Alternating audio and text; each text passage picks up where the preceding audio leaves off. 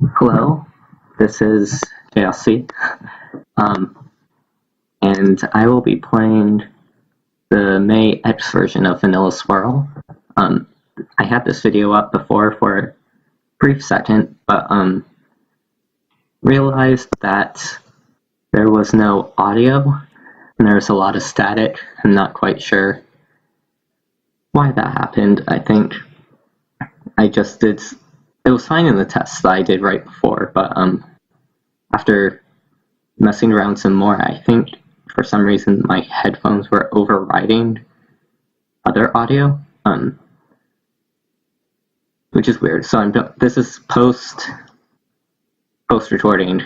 I'm gonna talk over. A little bit weird. I haven't done this before, but this is also why the footage is sped up to 2 times. Basically, I'm saying, okay, there's all 16 typical starter stuff. One of the things that is important is I want to try in this series to collect all of the bonus stained glass blocks without using the loot finder, just as kind of a added challenge. I'm also noticing the lack of cave entrances and they're kind of further out. So like heading over there, and this looks a little bit weird. It's Podzol, as you may notice. And Podzol can't spawn animals, which I realized pretty quickly, and I am a little bit concerned about. I also start to mine wood, even though I just got 32 planks of spruce wood from that chest, because good job. Yeah, so I think I wasn't quite sure if it was just this area that had Podzol. I'm actually still not sure, but from what I've seen, it looks like all of the grass in the world is actually replaced with Podzol. So that makes finding meat and cooked meat a lot harder. I mentioned mushroom stew is something. I accidentally made a button. Mushroom stew would be a pretty good source of food, and serve as a nice replacement for the typical like steak and pork. So I've already gotten 2 of the stained glass pieces, so I'll run over, put them back.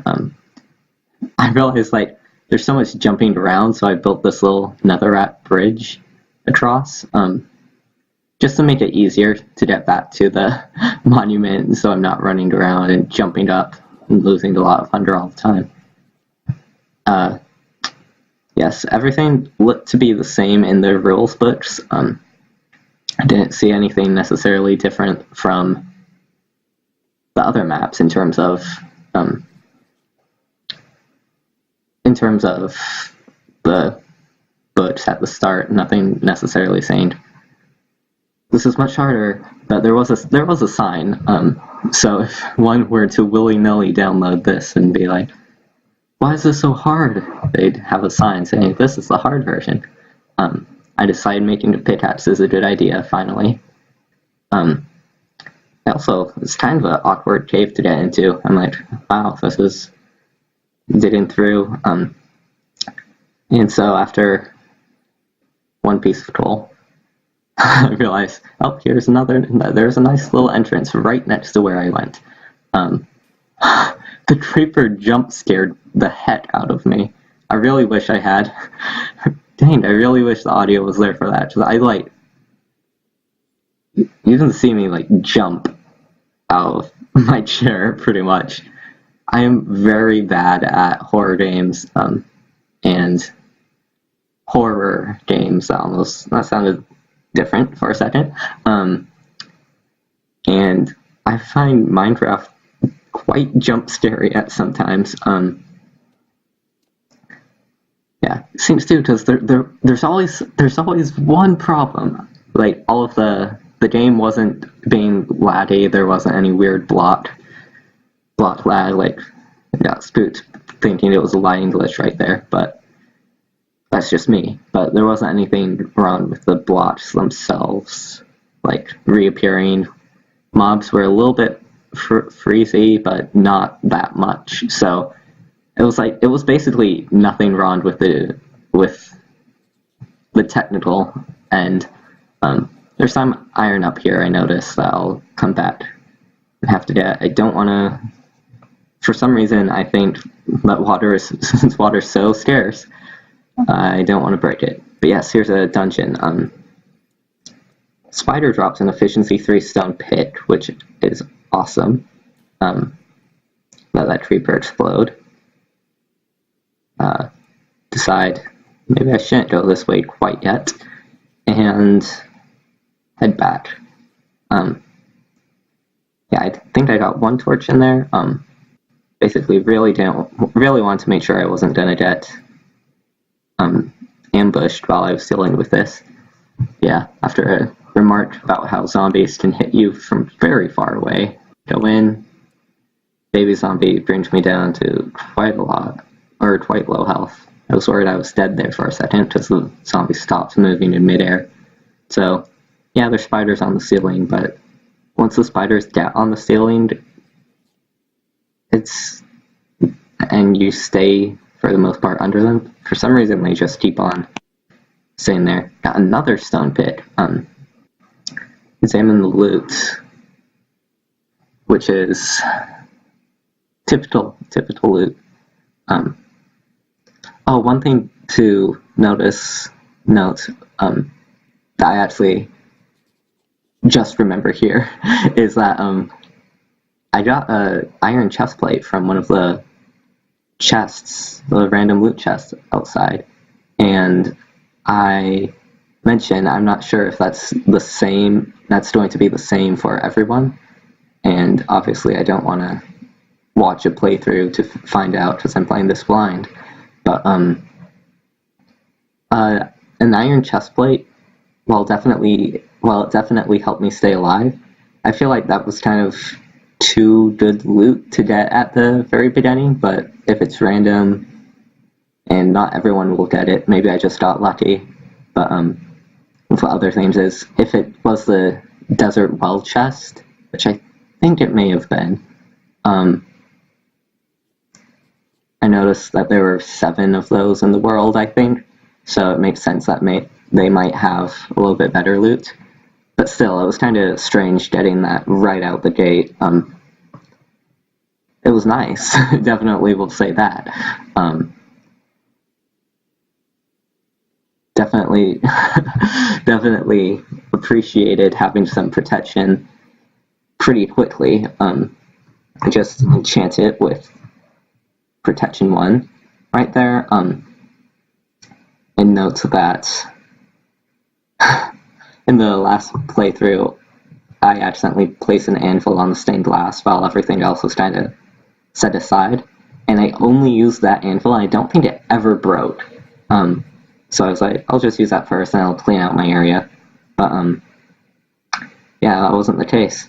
So just like that, I was reminded because I only got 1 use out of the anvil, and briefly speculated, our anvil's only 1 use now, but no, you can't really control that. There's a lot of things that I quickly think are being controlled, but aren't. Like, I thought the first coal piece I mined, since it was only 1, I was like, whoa, is the coal only in groups of 1? Or lowered vein size? But nope, just being silly again. This is when I realized I'm not thorough in checking this game. Like, I dismissed that area already, but then realized there's another way down.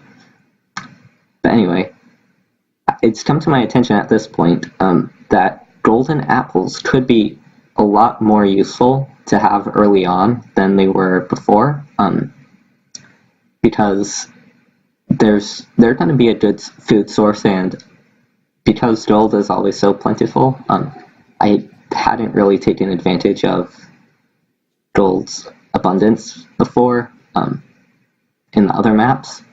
Mostly just eat the golden apples found in chests, or don't really mine gold in particular. But In this map especially, since it'll be a lot harder to heal up using saturation, I think golden apples will be a lot more important.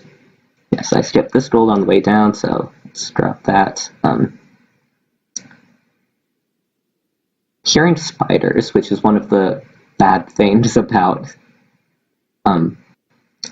Okay, luckily I'm pretty fresh out of recording this, so I have a pretty good idea of why I'm fainting seeing this. I'm worried there's a blaze spawn around here because I've had bad experiences with lava and blaze spawners before, even though I think that's a pretty awesome little thing, little random spawner to find. Zombie jumps down there.